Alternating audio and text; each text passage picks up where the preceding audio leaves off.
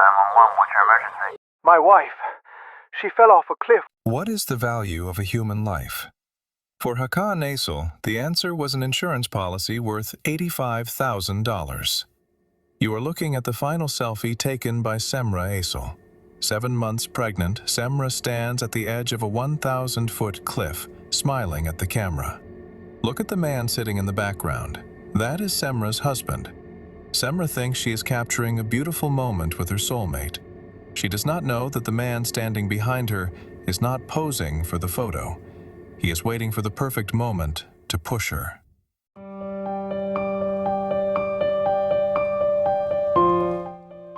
For 32-year-old Semra Aysel, the definition of happiness was textbook: a loving spouse, a highly anticipated baby, and a warm home in which to build memories. Having left behind the difficult first months of her 7-month pregnancy, she was now simply waiting for the happy day she would hold her baby in her arms. According to the testimonies given later in court by those who knew her, Semra was living the happiest period of her life. Her world was simple: a home, a child, and a husband she loved. And these 3 things were more than enough for happiness. However, in recent months, a shadow had been cast over this perfect picture. Her husband, Hakan, citing increased work stress and the approaching responsibilities of fatherhood, had drifted away from the cheerful man Semra knew, becoming someone more absent and distant. For Semra, this was a temporary phase that could happen in any marriage. There was nothing she could do but hope for Hakan's cold demeanor to pass. What Semra didn't know was that the real reason behind this distance was a dark plan set to unfold. One day, Hakan, using this work stress as an excuse, asked to be given control of Semra's bank accounts to manage their financial affairs more easily. Semra, who had infinite trust in her husband and wanted to lighten his burden, accepted this offer without questioning it for a moment. In her eyes, this was innocent support offered to a husband working for their family's future. But this innocent gesture was actually the first and most critical step in the plan Hakan was constructing. Shortly after seizing full financial control, another thoughtful offer came from Hakan. Stating he was worried about their unborn baby and Semra's future, he suggested taking out a high-coverage personal accident insurance policy for her. From the outside, this looked like the behavior of a protective spouse wanting to secure his family's future. And then, just before that fateful day, Hakan came with a surprise to scatter all these clouds of stress: a romantic vacation to Butterfly Valley in Fethiye. For Semra, this offer was a sign that her husband was returning to his old self and that all worries were left behind.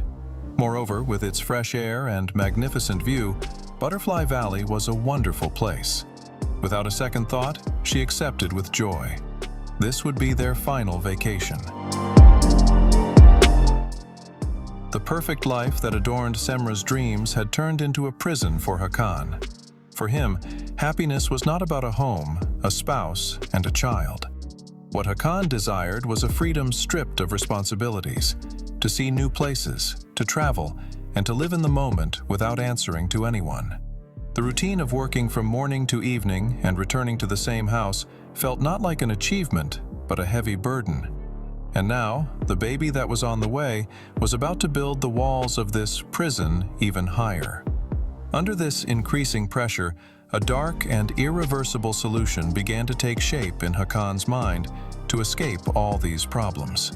Hakan needed to escape not only responsibility, but also his growing debts. The plan was insidious and methodical. First, through Semra's accounts, which he had previously taken control of, he secretly began taking out loans in her name. These funds were being used not for the future of Semra and her unborn child, but for Hakan's own expenses and debts. Semra's innocent trust had turned into a tool to deepen his financial quagmire. However, the loans taken out were only temporary solutions to save the day. As the debts grew, it was clear that Hakan needed a much larger, much more definitive way out. And this solution would be built upon Semra's life. The second and final act of the plan was a personal accident insurance policy.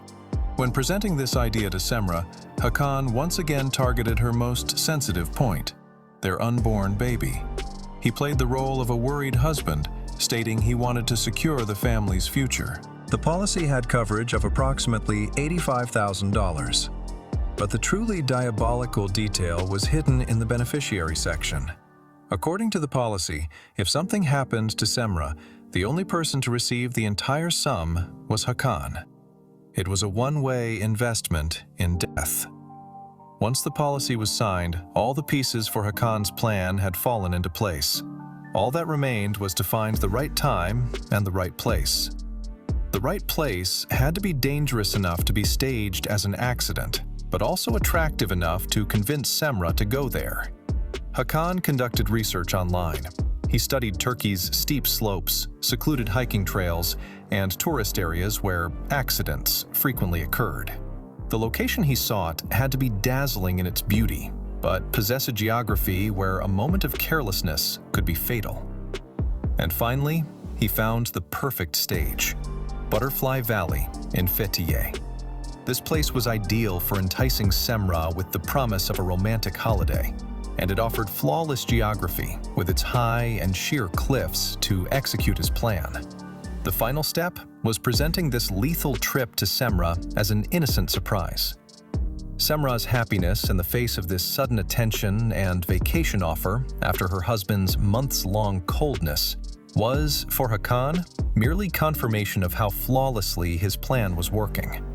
While Semra thought she had found a new beginning, Hakan was actually preparing the end. June 18, 2018, Fethiye, Butterfly Valley. Hakan's plan, months in the making, had reached its final stage. The couple had climbed to one of the highest, most secluded, and most dangerous points of the valley. According to witnesses, Semra was tired and struggling to move due to her pregnancy. But Hakan, under the pretext of finding the perfect photo frame, was guiding her further, to the very edge of the cliff. The couple's precarious position had caught the attention of another tourist, recording the view at that moment. The words uttered by the tourist to his friend in the recording were a chilling prophecy of what was to come. Either this man will throw this woman off, or this woman will throw this man off. Just minutes after this spine-chilling dialogue was recorded, the couple took that perfect photo. Semra was smiling. Hakan was smiling. That final moment when everything looked normal. And then, Hakan Aysal made the final move he had planned for months. He pushed his wife and unborn child into the void for an insurance policy of approximately $85,000. For Hakan, this was the moment of liberation from a lifetime of debt and responsibility. He thought his plan worked perfectly, that this would be recorded as a tragic accident and that no one would ever learn the truth. However, in that final second, as she plummeted through the air, there was one truth Semra Aysal knew. More painful than falling from a height of 1,000 feet was that the hand pushing her belonged to the man she had dedicated her life to and trusted most. Semra Aysal's death was initially recorded officially as an accident. Hakan's statement was clear. His wife had lost her balance while taking a photo. However, this simple and tragic accident story never satisfied Semra's family, especially her brother, Naim Yolku. They had seen Hakan's emotionless demeanor at the funeral, his misplaced questions about the inheritance, and the strange comfort he displayed immediately after the event. Their internal suspicion pushed them to knock on the door of the prosecutor's office and say, "This is not an accident. It might be murder." The family's application reopened the file and launched a comprehensive investigation. Detectives began to investigate the reality behind Hakan's grieving husband image. When they examined the file, one of the first details to draw attention was the statement of a witness who arrived at the scene immediately after the incident. This witness described someone not in panic or shock over a man whose wife and baby had fallen off a cliff, but rather someone displaying extraordinarily calm and indifferent behavior. When this statement was combined with the family's suspicions, the direction of the investigation shifted away from the accident possibility. The first tangible clues of the investigation appeared in Semra's bank statements. Throughout their marriage, Hakan had systematically taken out 7 different loans in his wife's name without her knowledge. The total debt amounted to hundreds of thousands of dollars. This spiral of debt showed that Hakan had a motivation, but more was needed to prove murder. And that more came with the prosecutor's next discovery. That personal accident insurance of approximately $85,000 taken out in Semra's name just a short time before her death. The fact that Hakan was the sole beneficiary of the policy was no longer a coincidence for the detectives. Normally, in such policies, spouses name each other as beneficiaries, but this policy was designed one way. Hakan's financial freedom was directly tied to the condition of Semra losing her life. This was not a precaution, it was a preparation. The investigation also scrutinized Hakan's life after his wife's death. A man expected to be suffering was instead going on luxury international vacations using the loans he had taken out and continuing his entertainment life on social media. When all this evidence was combined, the witness testimony, the debts, the one-sided insurance, the danger of the crime scene, and Hakan's emotionless character, the picture became clear for the prosecution. In November 2020, Hakan Aysal was arrested on charges of premeditated murder of his wife and unborn child, and the court process began. In court, Hakan Aysal denied all charges against him. His defense relied on the simple story he had told from the beginning. That day, while we were sitting on the rocks, my wife wanted to take a photo. I moved away to get her phone from her bag. When I came back, my wife wasn't there. However, the prosecution's countermove demolished this simple lie. First, a video recorded by chance by a tourist who was there that day was played in court. In the footage, it was clearly seen that the bag Hakan said he moved away to get was right next to the couple. But the prosecution had one more piece of evidence that completely ended Hakan's lie. In another low-resolution photo taken very shortly before the incident, Semra was seen using a backpack, and that bag was on Semra's back, not on the ground as Hakan claimed. It was physically impossible for him to go somewhere to get something from the bag. Cornered by this evidence and realizing he had nowhere left to run, Hakan Aysal tried to prolong the trial process with a final move. He claimed he was not of sound mind. However, as a result of a detailed examination at the Istanbul Forensic Medicine Institute, a definitive report was issued stating that Hakan was fully criminally responsible and that this claim did not reflect the truth. This defense collapsed as well. The final piece of evidence revealing Hakan's character was his credit card statements. The records proved that while Semra's body was waiting to be buried in front of their home, Hakan was busy paying his own bills with his wife's credit card at that very moment. In light of all the evidence presented, the court panel did not credit Hakan Aysal's accident story and found him guilty of first-degree murder. The verdict specifically emphasized aggravating factors such as the premeditation of the murder, the pursuit of financial gain, and his wife's pregnancy.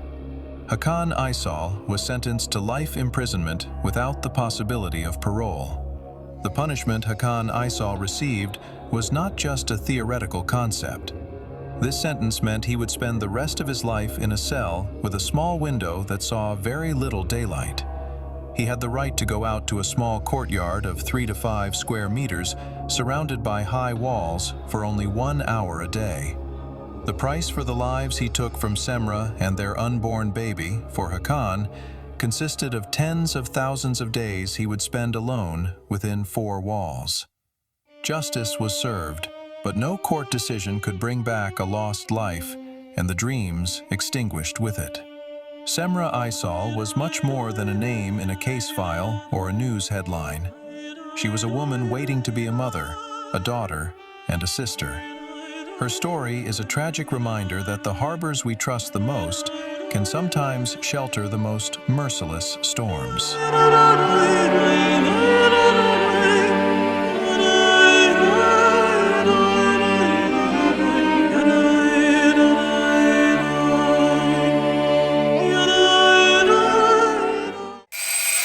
do you open your door to? Your family? Your friends?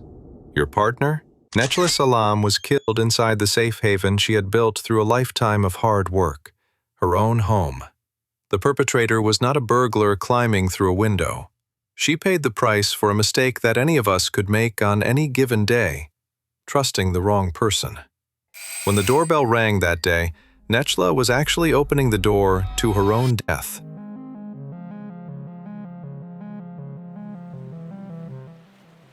February 4th, 2016. It was a cold, foggy winter morning. The heavy, hazy air hanging over this quiet coastal city had slowed the pace of life in the streets, lending everything a deceptive sense of calm. But that silence would soon be shattered by an urgent call to the police. That report would not only end an ordinary morning, it would open the cover of a dark and chilling case file that would shake the entire country. It all started with a phone call. The voice on the other end of the line was in a state of panic. A young man, unable to reach his girlfriend despite calling her repeatedly, called the police for help. When units arrived at the scene, the first detail to catch their attention was the door. It was locked, and there were no signs of forced entry from the outside. When they entered with the help of a locksmith, a surprising order prevailed in the apartment. There was no overturned furniture, no signs of a struggle. However, this normalcy changed as they approached the bedroom. The marks on the floor were the first indicators of a tragic end. 23-year-old Necla Salam lay motionless in her bed. Her face was completely covered by a bag. There was a fatal wound on her neck. The heavy silence of death in the room was broken only by the cold announcement of the team leader over the radio. Dispatch, we are at the scene. Homicide. The victim is deceased at the scene. I am requesting the immediate deployment of forensics and the crime scene investigation unit. As the detectives deepened their investigation, the narrative narrowed. The wallet and jewelry on the table had been left untouched. This instantly eliminated the possibility of robbery. The absence of any forced entry on the door reduced the options to two. Necla either opened the door to someone she knew, or the perpetrator entered with a key. With no evidence of sexual assault found, the picture became clear. Detectives were facing a cold-blooded, personal, and planned act, not a random robbery or a momentary explosion of rage. Necla was someone who started life fighting an uphill battle. Born in 1993, she grew up under state care, moving through Turkey's child protection system because of a broken family and domestic turmoil. In a world where children raised in the system often get lost, she was different. Her friends described her as quiet, but mentally strong. She had one goal: to step out of the shadow of her past and build a safe life of her own, and she succeeded. She graduated from university in 2015 and immediately began working at a prestigious government institution. But this new job pulled her away from everything familiar, sending her to a gray, industrial city in the north of the country. For Necla, this was both a major opportunity and a difficult test. She knew no one in this new city, yet she loved and valued her work in the purchasing department. Still, a fresh start also meant deep loneliness. She had no family looking out for her. After a short attempt at living with a roommate, she moved into her own apartment. She had very few friends in the big city, and that isolation made her vulnerable to the danger that was quietly approaching. Although physically alone, Necla's greatest support in life was her mother, Serpil. The moment she learned her daughter had been appointed to that prestigious position, the emotion she felt was not just pride, but deep relief. The uncertainty that had lasted for years was over. For her mother, this appointment meant one thing: her daughter was finally saved. She would earn her own money and live the life she wanted. However, this peace was cut short by a terrible tragedy. Following the event, the grieving mother's voice trembled before the cameras, words knotting in her throat. When detectives combined the findings at hand, a clear profile emerged. This was not a robbery. The money and jewelry on the table screamed that the killer's motivation was not financial, but entirely personal. There is a golden rule in criminology. You scan the circle from the inside out. Statistically, victims are usually killed by someone they know. Acting on this theory, the police turned the lens toward Necla's immediate circle. When digital footprints and phone records were examined, arrows pointed to 3 people. At the top of the list was her boyfriend, Samet. According to witnesses, their relationship had been turbulent recently, but in his interrogation, Samet stated he had no connection to the incident and denied the accusations. Detectives didn't settle for a single suspect. Necla's former roommate, Kibar, with whom she had recently parted ways, and Kibar's boyfriend, Hussein, were also included in the investigation circle and detained. Boyfriend Samet tried to appear calm, but his body language gave him away. It was evident he was terrified. He admitted to the problems and fights in their relationship, but categorically denied the accusation. "I last saw her 3 days ago," he said, trying to distance himself from the timeline of the crime scene. Former roommate Kibar and her boyfriend Hussein. They corroborated each other's statements, claiming they were together that night and never stopped by Necla's house. But for the detectives, there was one indisputable truth beyond words. The forensic medicine report revealed the most critical piece of evidence whispering the killer's identity, a foreign DNA profile found under Necla's fingernails. The results from the laboratory changed the atmosphere in the interrogation room. That DNA profile, which Necla had scraped into her fingernails in her final breath, belonged to neither Samet, nor Kibar, nor Hussein. Beyond physical evidence, digital forensic data also vindicated the suspects. When the suspects' phone locations were retrospectively determined and CCTV footage in the city was scanned, it was confirmed that all 3 suspects were kilometers away from the scene at the time of the incident. The strongest suspects in hand were suddenly cleared. This situation brought the detectives back to square one. Necla was a profile who was extremely sensitive about security and introverted. We are talking about someone who didn't even give her house key to her boyfriend. The lack of force on the door screamed that the killer was a familiar or trusted face. Necla must have opened the door herself. The circle of suspicion was expanded to the apartment building. DNA samples were taken from all neighbors. But the result was disappointing. 0 matches. The investigation had hit a dead end. Nothing remained but a young woman violently torn from life on the table and a genetic code belonging to a ghost killer.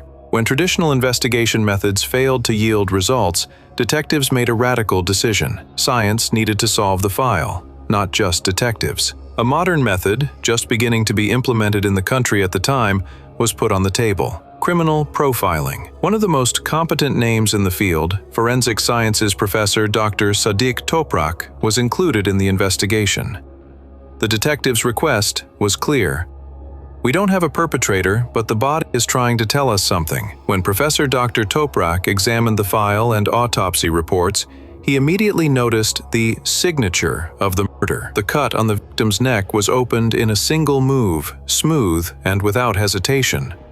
There were no hesitation cuts or signs of trembling seen in amateur killers. This was the work of a hand with muscle memory, professionally accustomed to using a knife. It had to be a butcher or someone who had done butchery before. But the real clue was the blunt force trauma detected on the victim's head. Forensics determined the blow was inflicted with a hammer, but no hammer was found in the house. This changed the equation. The killer didn't find the hammer at the scene, he brought it with him, and Necla opened the door herself.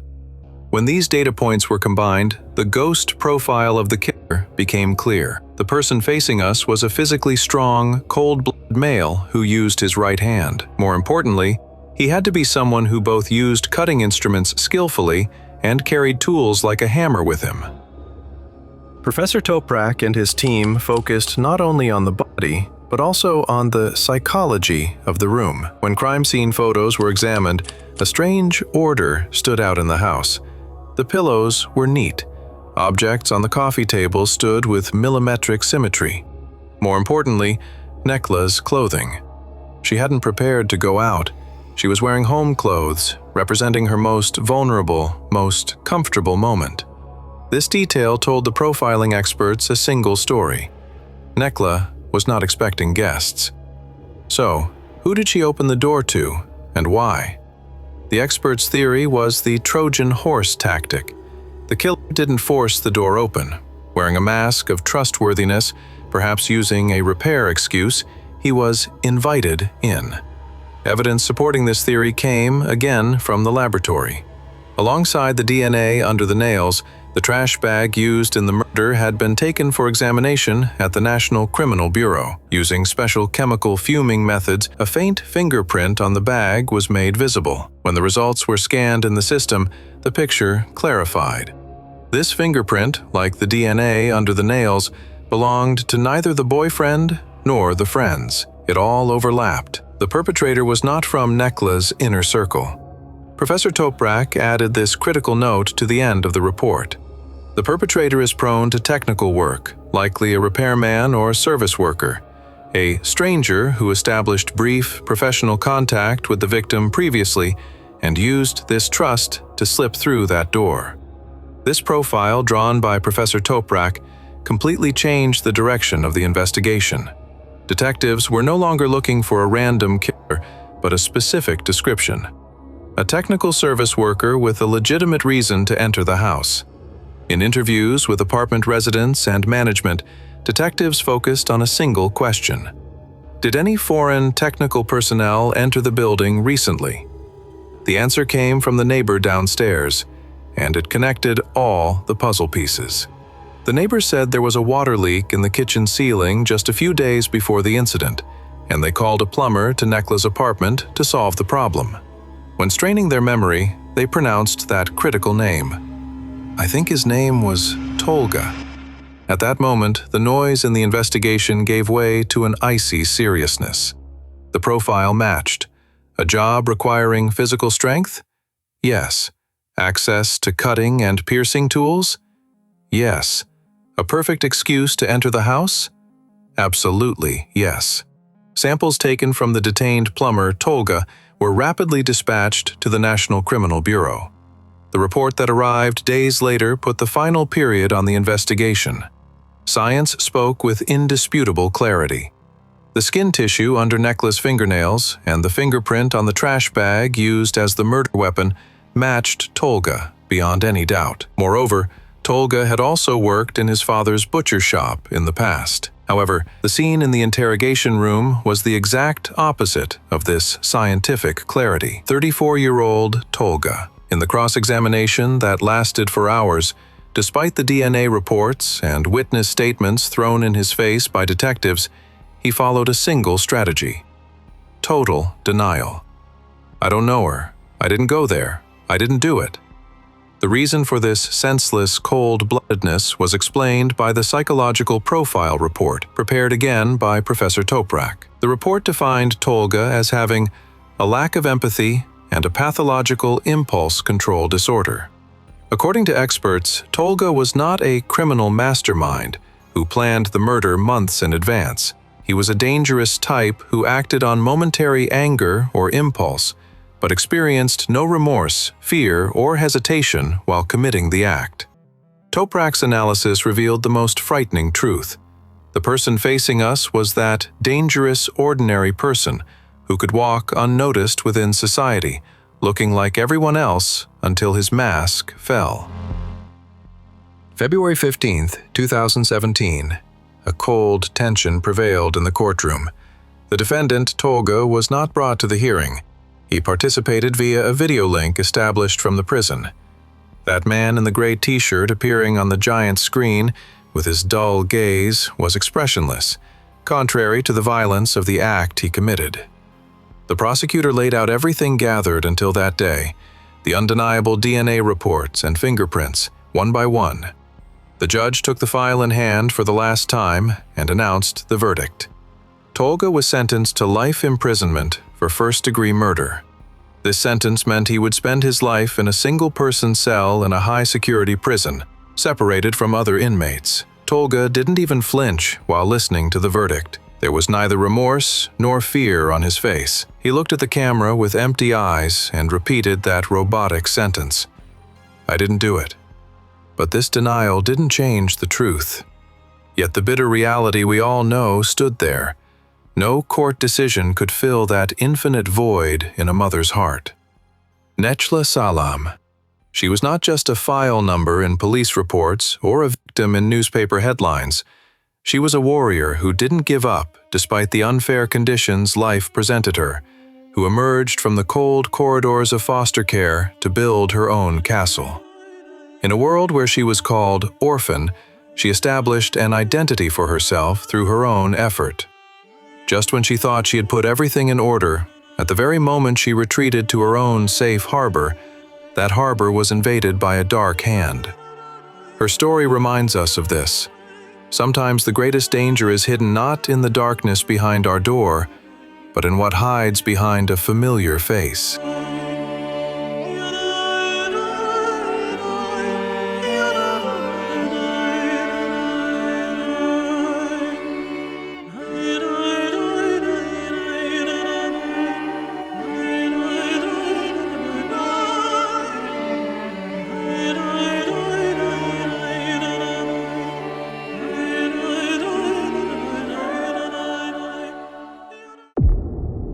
An ordinary summer day in Istanbul. An apartment's security camera records 22-year-old nursing student Ayşe Tokyaz and 38-year-old Jamil Koç entering the building together. This is the last recorded image of Ayşe. Hours later, that same camera captures Jamil Koç exiting the building. But this time, he was not alone. The suitcase he carried wasn't just filled with belongings. Inside, it carried the entire weight of an ended life and of shattered dreams. What happened between these two recordings wasn't just the story of this tragedy, but also the dark story of overlooked warning signs and an unresolved past. Ayşe and her twin Esra were 22-year-old final-year nursing students at a university in Istanbul. In this massive metropolis, they faced life shoulder to shoulder, as each other's closest confidant and strongest support. Nearing the end of their education, they eagerly awaited the day they would receive their diplomas and step into professional life. For them, having a twin meant having a reliable teammate against every challenge they faced. Ayşe's life changed in March 2025 when she met Jamil. Jamil, whom she met on a social media app, introduced himself as a former police officer, 16 years her senior. For a young student, this profile initially offered a promise of maturity, experience, and stability.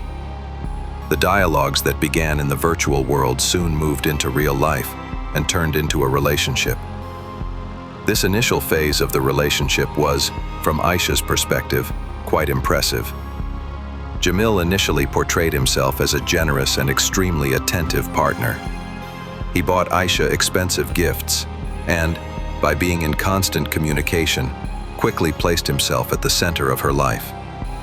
For Ayşe, these actions were intense romantic gestures that reinforced the sense of security and stability she was looking for.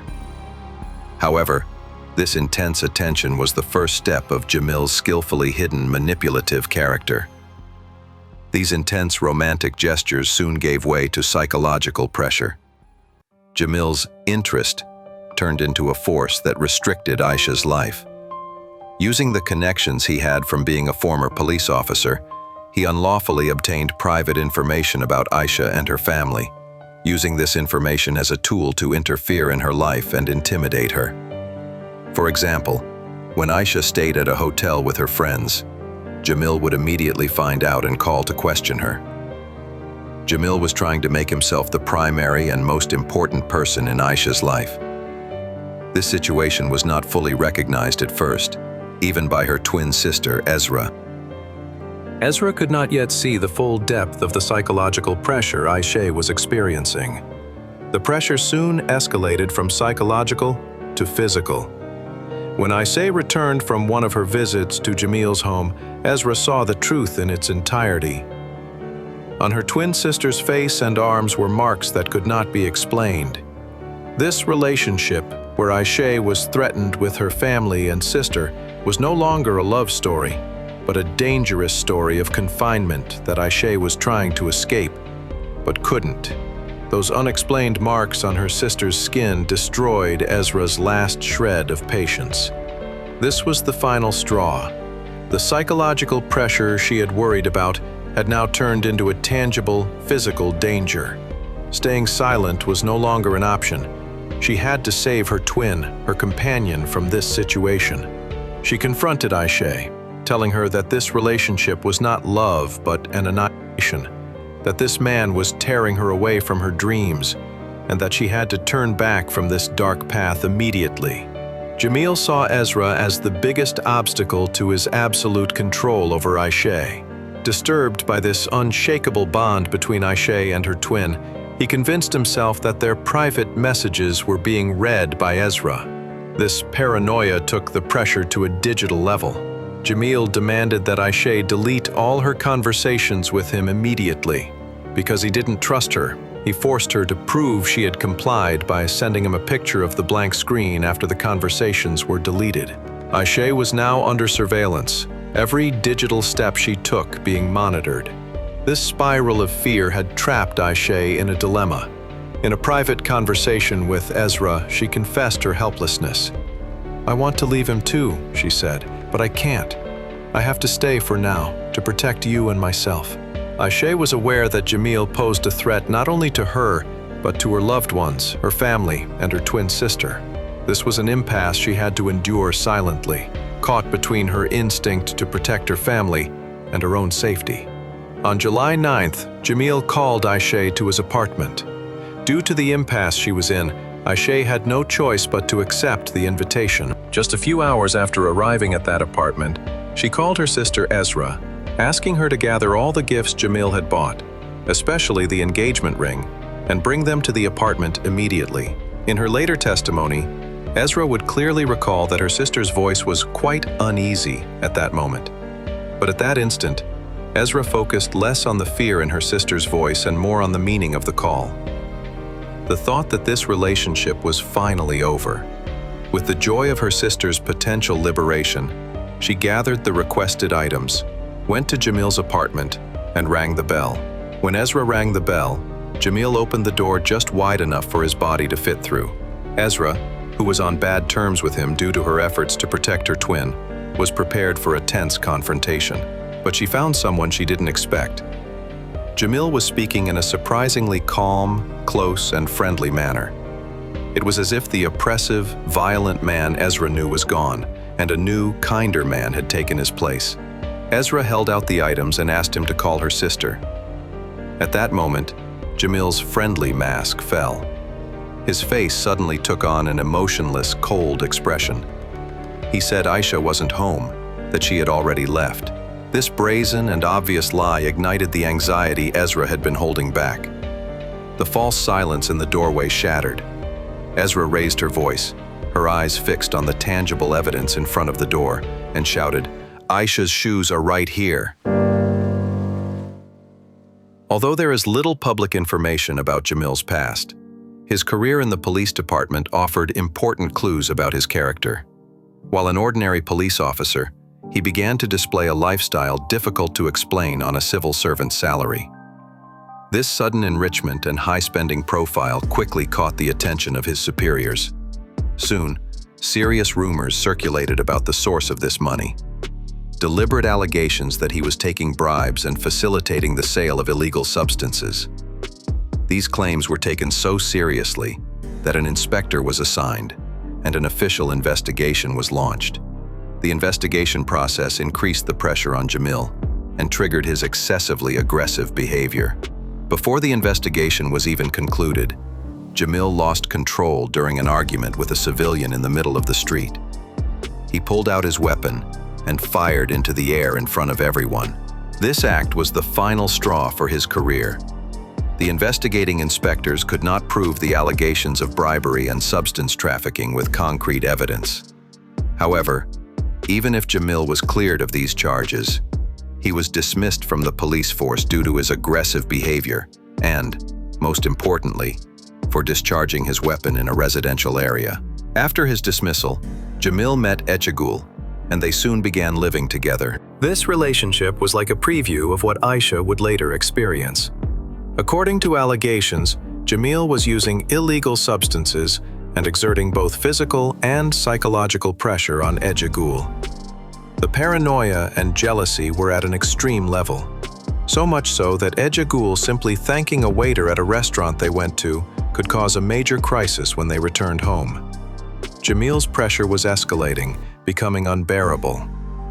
On July 24, 2023, this pressure-filled relationship ended tragically. Ejagul fell from the window of the 8th floor apartment she shared with Jamil and lost her life. Although there were many troubling aspects to the case, Jamil's statement and Ejagul's family stating they did not suspect him initially made the incident appear to be an accident. In his statement, Jamil claimed he was in the bathroom at the moment Ejagul fell. However, the prosecutor's office was not convinced by this accident scenario and launched a detailed investigation. This 2-year investigation revealed, with forensic evidence, that Jamil's statement was false. In the samples taken from under Ejagul's fingernails, Jamil's DNA was found. This was concrete proof of a physical struggle between the two just before the fall. The net was closing in.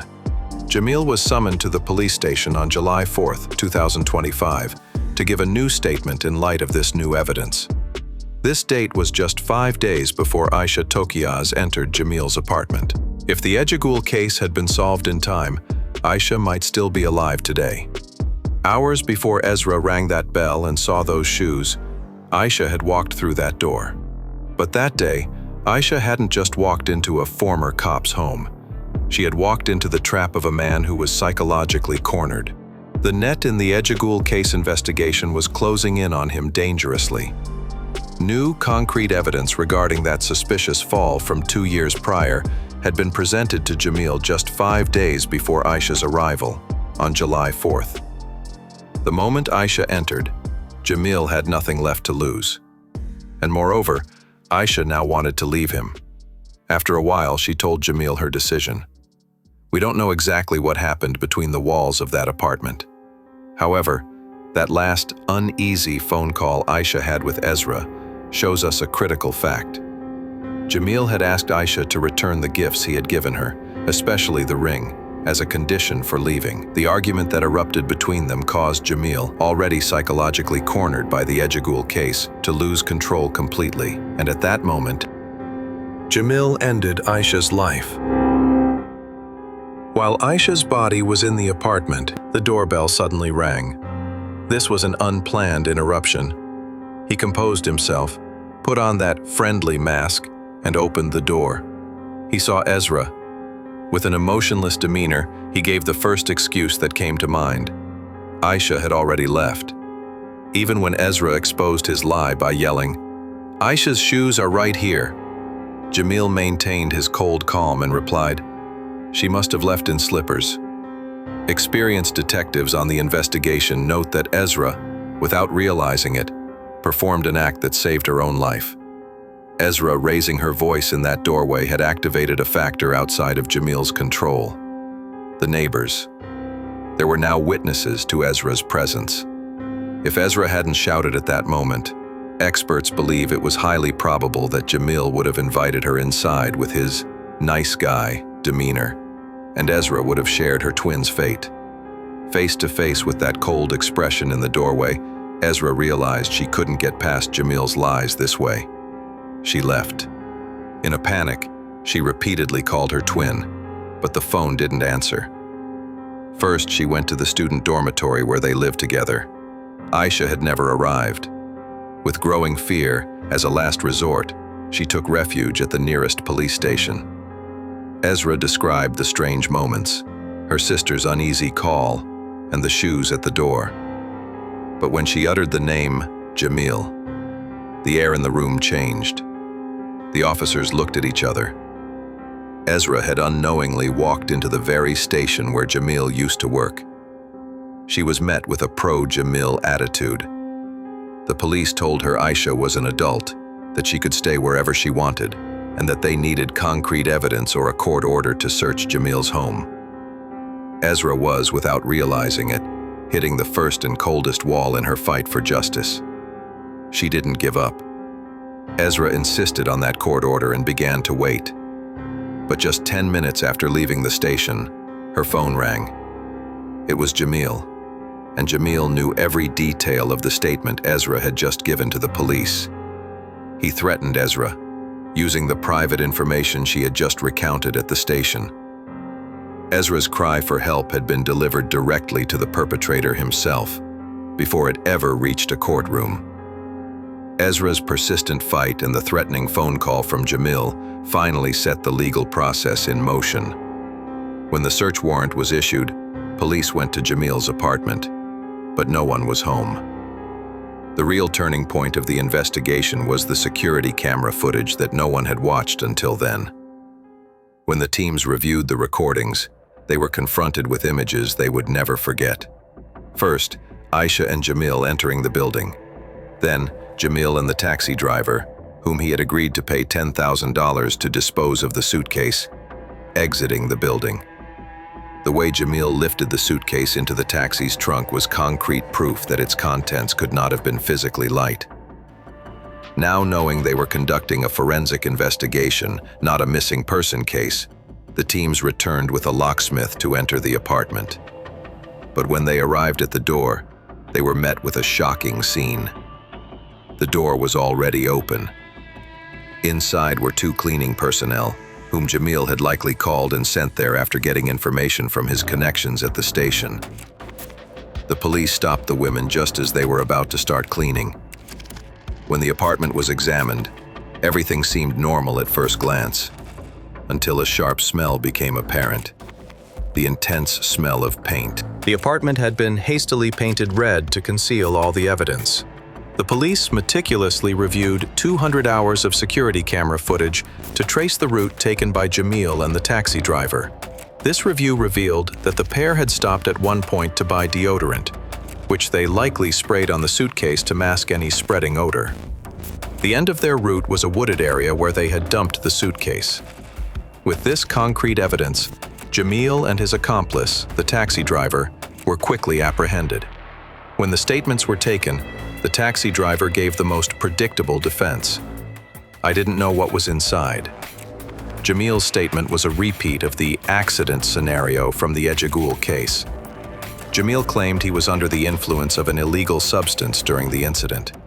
He said Aisha had fallen down the stairs and lost her life, and that he had panicked.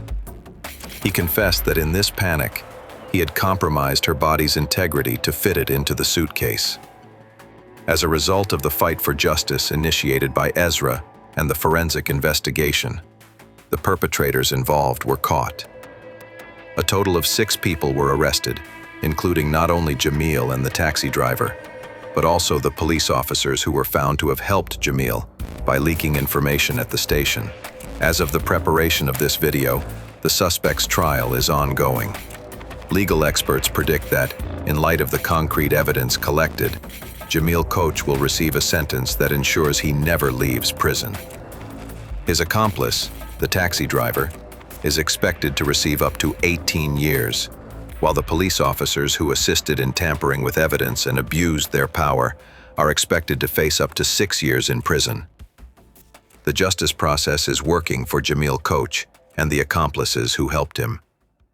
The law will make the perpetrator and his enablers pay the price for these actions. But no court ruling will bring Aisha back. Aisha was 22 years old. She had come to Istanbul with her twin sister, Ezra, to build a better future, to earn her nursing diploma, and to help people. Her dream was to save lives. But her life was ended by a former police officer. Aisha's legacy is not just the courageous fight for justice waged by her twin sister. Her legacy is hidden in that systemic question we asked at the beginning of the video.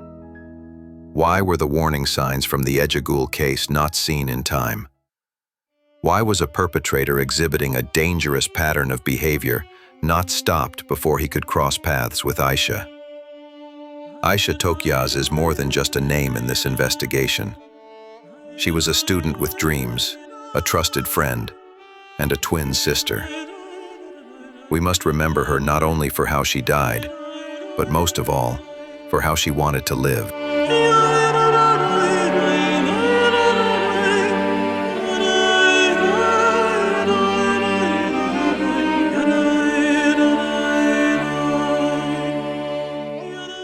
In 2008, the 33-year-old Italian artist Pippa Bacca set out to deliver a powerful message to the world: trust. Her goal, wearing a wedding dress as a symbol of purity, was to hitchhike across 11 countries to prove that people are fundamentally good. This art performance, filled with idealism, would encounter humanity's darkest side and become an international tragedy. This is the story of that wedding dress.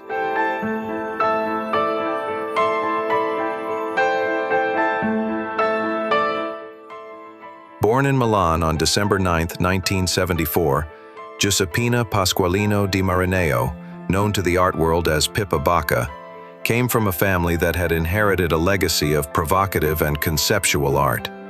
Her mother, Elena Manzoni, was the sister of the controversial artist Piero Manzoni, one of the pioneers of the movement known as shock art in the early 1960s. Her uncle Manzoni was known for works intended to jolt the viewer and use unconventional materials, such as his 1961 piece Artist's Shit, in which he placed his own excrement into 90 tin cans. Pippa grew up immersed in this unusual and boundary-pushing creative mindset. This artistic climate also shaped Pippa's own career. She experimented with different disciplines, from photography to collage and even embroidery. In 2004, she opened her exhibition, Surgical Mutations, with figures carved from tree leaves, and held her first solo exhibition in Milan in 2006. But at the core of her artistic pursuit was always a desire to bring goodness and love into this world. The theme of trust, which would form the basis of her future project, was not a fantasy for her. According to her family, Pippa was accustomed to traveling by hitchhiking with her mother since childhood and saw this mode of travel as a natural act of trust. In 2007, Pippa Bacca was looking for a way to use her artistic identity to bring a tangible message of goodness and love to the world. The answer, inspired by a song, did not take long to find. She decided to undertake a radical art performance called Brides on Tour. This project was not just a trip, but a provocative question aimed at the modern world. Is humanity fundamentally trustworthy? Pippa answered this question with a wholehearted yes. Her mission was to prove that the artificial borders between nations and religions could not hinder the fundamental understanding and peaceful nature people share. This journey, in her words, was a social experiment built entirely on trust. To put this radical philosophy into action, Pippa decided to set out with her artist friend, Silvia Moro. At the center of the project were the white wedding dresses they saw as the ultimate symbol of happiness and purity. This was not just a costume, it was a performative vow. According to their agreement, they would allow their dresses to become soiled so that the dirt of the world, the trace of every person they met, would accumulate on the white fabric. It would be a living testament to the journey. 2 wedding dresses were produced for each artist at a special atelier. One set would be worn on the trip, while the other would be kept for the museum. When the project concluded, the worn dresses, bearing all the marks of the journey, would be exhibited alongside the untouched ones. Although their plan seemed like a logistical nightmare, for them it was a philosophical necessity. They would hitchhike from Italy through 11 countries, including Slovenia, Croatia, Bosnia, and Turkey. The final destination was Jerusalem. To complete this massive route, they took only a small amount of money, handmade dolls to give as tokens of gratitude to those who gave them rides or shelter, a camera, some simple clothes, and a phone, thus completing their preparations. On the morning of March 8, 2008, supporters who had heard about this radical art project and wanted to wish them good luck gathered to see Pippa and Silvia off. Among this optimistic crowd, everyone was in high spirits, except for Pippa Bacca's boyfriend. He sensed the dark potential behind the project.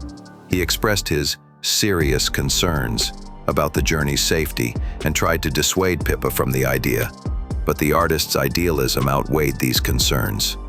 In an interview before the trip, Pippa said the only things that frightened her were the cold weather and wild animals. She believed the entire world was as flawless as her own heart. She was unaware of the danger she was stepping into. Pippa's boyfriend put Pippa and Sylvia, wearing their protective helmets, on motorcycles and set off toward the intercity highway. When they reached the highway, they finished this last safe journey and handed the motorcycles over to friends. Pippa gave her boyfriend one last tight hug, and then, with Sylvia, in their pure white wedding dresses, they began to hitchhike for the first car to pass, hopeful to prove their trust in humanity. According to their plan, the first stop was Venice. But this was not a vacation. It was a meticulously executed performative mission. Pippa and Sylvia turned every moment of this trust experiment into evidence.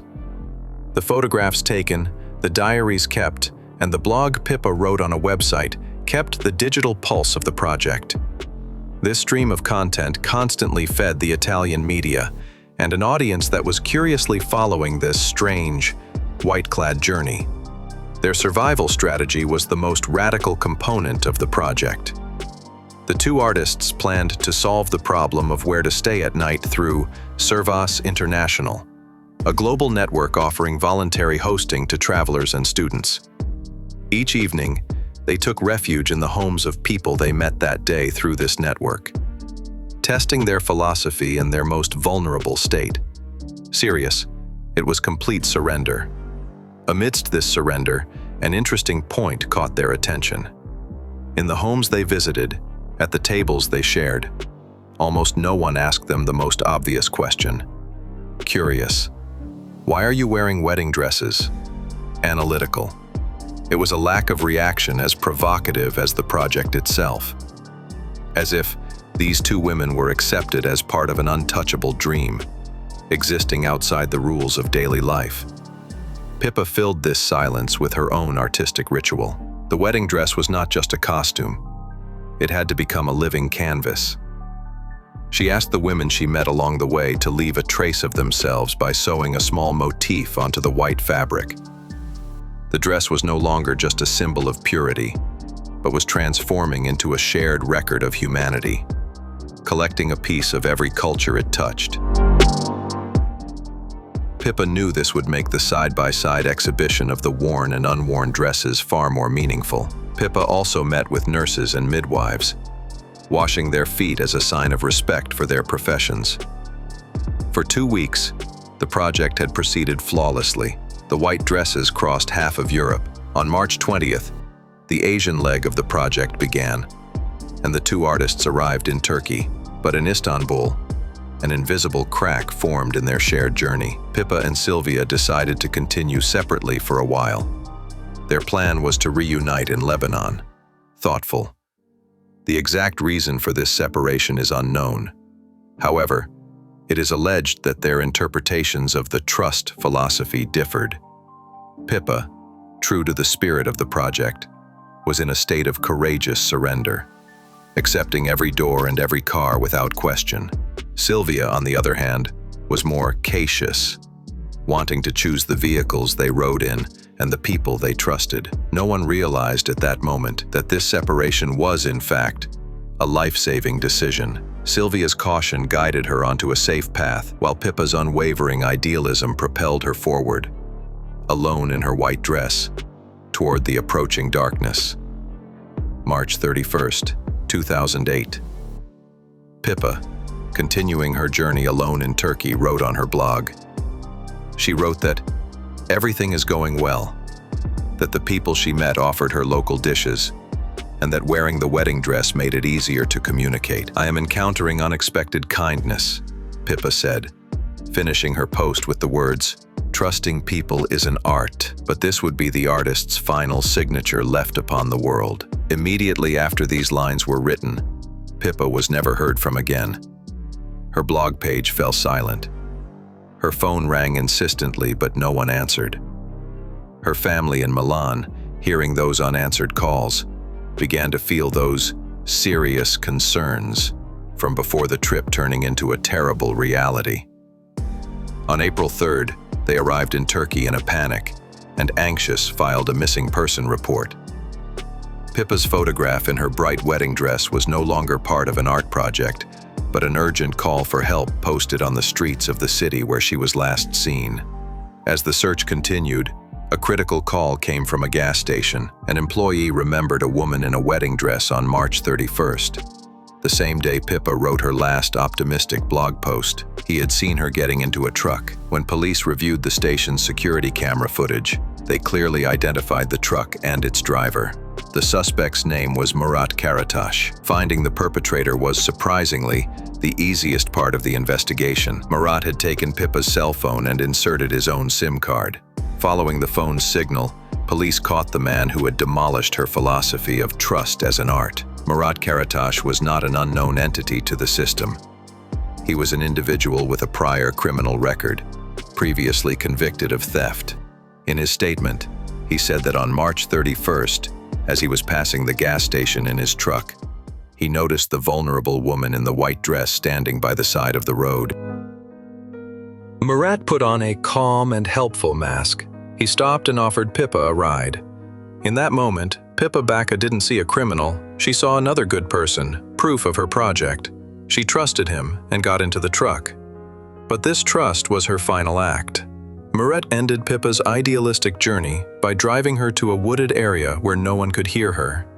In that desolate place, he betrayed the very philosophy of trust the artist was trying to prove, and ended her life. He then took her few remaining belongings, especially the phone, and left the scene. Murat's confession led the teams to that desolate, wooded area, and there, beneath the soil and tree branches, they found the white wedding dress Pippa was no longer breathing. The performance dedicated to the goodness of humanity had come to the darkest possible end. The journey intended to send a message of trust to the world had been cut short, precisely at the point where that trust was betrayed. Pippa's tragedy created a national wave of shock and shame in Turkey. The fact that an artist's quest for trust ended this way on their soil struck a blow to the society's collective conscience. The media's reaction was severe. Newspapers announced this national shame with headlines in Italian.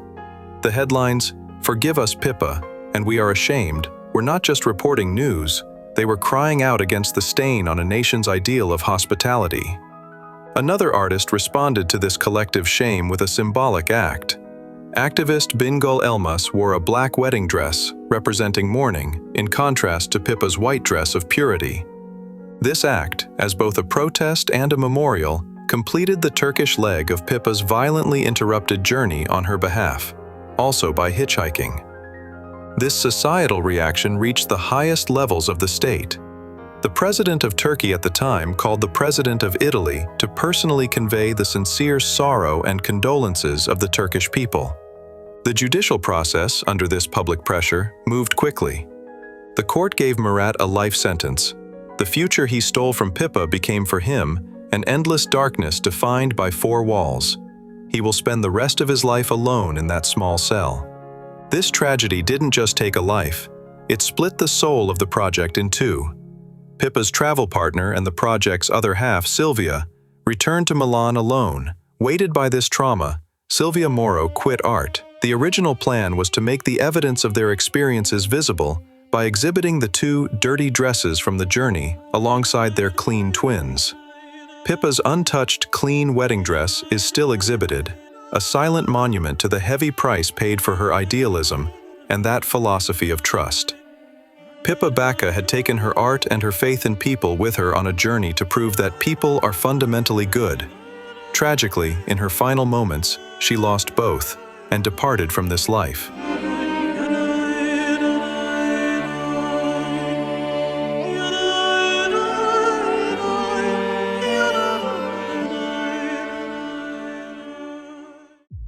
July 16, 2020. When Pinar called her father to share the news of her graduation, neither of them knew it would be their last conversation. When her father set out to pick her up, he wasn't met with a ceremony, but with a cold barrel hidden deep in the forest, filled with concrete and weighing 357 pounds. Today, we examine the tragic truth in the forensic report and the lies told by a perpetrator to avoid prosecution. We are laying bare the facts of the Pinar Gültekin case. On the evening of July 16th, shortly after that joyful conversation, Siddiq was faced with the fact that Pinar's phone was turned off. The voice that had been dreaming of graduation an hour earlier could no longer be reached. Minutes turned into hours, and hours turned into uncontrollable panic. Fearing for Pinar's safety, the family immediately set out from Bitlis. This was a journey of nearly 1,000 kilometers across Turkey, filled with fear and uncertainty. When they arrived in Muğla, they were in a foreign city without a single familiar face to turn to for help. If you are a parent, you can understand the profound helplessness Siddiq felt while searching for his child alone in an unfamiliar city. Following the missing person report to the authorities in Muğla, the professional investigation was swiftly launched. Teams began tracking Pinar's digital footprint and physical movements. Her calls and location records were examined. After an extensive review of security footage, it was confirmed that Pinar was seen at a shopping mall on July 16th. At the mall, Pinar was waiting for Metin, her former partner, a bar manager she had known and trusted since her university years. Metin was married and a father of one, a fact he had hidden from Pinar. When Pinar discovered this, she ended the relationship shortly before this meeting, seeking an honest life. Metin lured her to the mall, saying, "Let's talk one last time and end this amicably." These final meeting requests often hide much more than a simple goodbye. The police moved quickly, dividing the teams. One group tracked Metin's signal, while the other followed Pinar's last known location. When they found Metin, the scene was unsettling. He was at the beach with his family, enjoying the sun and the sea as if nothing had happened. There was a strange calmness on his face as he was handcuffed. Meanwhile, the second team was on a remote forest road miles away. In the isolated settlement where the signal cut out, there was no sign of Pinar. Metin held out during questioning for a time, but eventually described the location. When the teams ventured deep into the forest, they found only an old barrel, a solid mass weighing 357 pounds, filled with concrete. Pinar was there, encased in that concrete. How could a young woman meet such a tragic end? And how could a man commit such a grave tragedy? In this video, you will witness the tragic end of a young woman, a family's struggle for justice, and the painful truths revealed by the forensic report. Pinar was a woman who was trying not just to survive, but to truly exist. It all began with the determination of a 6-year-old girl. Her family did not entirely approve of educating daughters, but even at that age, Pinar knew what she wanted. When a close friend of her father's visited, she approached him and complained about her father. "I want to go to school until the very end." That day, the guest gave her father, Siddiq, an ultimatum. "If you don't educate Pinar, our friendship is over." Those words changed Pinar's fate. Years later, while studying economics in Muğla, what she had earned was not just a degree, but a victory for that little girl. However, the path of this life built with such resolve crossed with a bar right across from the university. The manager was Metin. Although their relationship seemed ordinary at first, Pinar soon discovered a jarring truth. Metin was married. For Pinar, this was unacceptable. She did not hesitate. She decided to end this relationship built on lies. Some decisions save lives, others awaken the darkness in the person across from you. Unknowingly, Pinar had awakened that darkness. Let's return to the investigation. After his capture, Metin told dozens of inconsistent stories. This was undoubtedly a defense mechanism constructed to avoid prosecution or receive the lightest possible sentence. We will discuss Metin's lies in detail shortly, but first, let's look at the facts confirmed by investigators through digital evidence. The meeting at the mall took place that day. Messages on Pinar's phone proved that Metin called her there, saying, "Let's talk one last time. Let's part amicably." However, we still do not know exactly how he convinced Pinar to leave the crowd and go to his family's remote, secluded cottage. We only know one thing. After that door closed, a major physical conflict occurred inside. The forensic report stated that there were injuries to Pinar's teeth, which shows us that Pinar resisted until the very end, fighting for her life. Metin, like many offenders, resorted to the classic defense of blaming the victim. He first claimed that Pinar attacked him with a knife and that her life ended by accident while he was defending himself. Naturally, no knife was found in the house. Then he changed his story, claiming Pinar threatened to tell his wife about their relationship. As you may have noticed in my other videos, Every perpetrator whose defense collapses first targets the victim's reputation. However, digital analysis tore this lie apart as well. The messages were clear. Pinar was not threatening him. On the contrary, she wanted to remove a married man from her life entirely. Metin's goal was different. He was there not to remove Pinar from his life, but to take her life.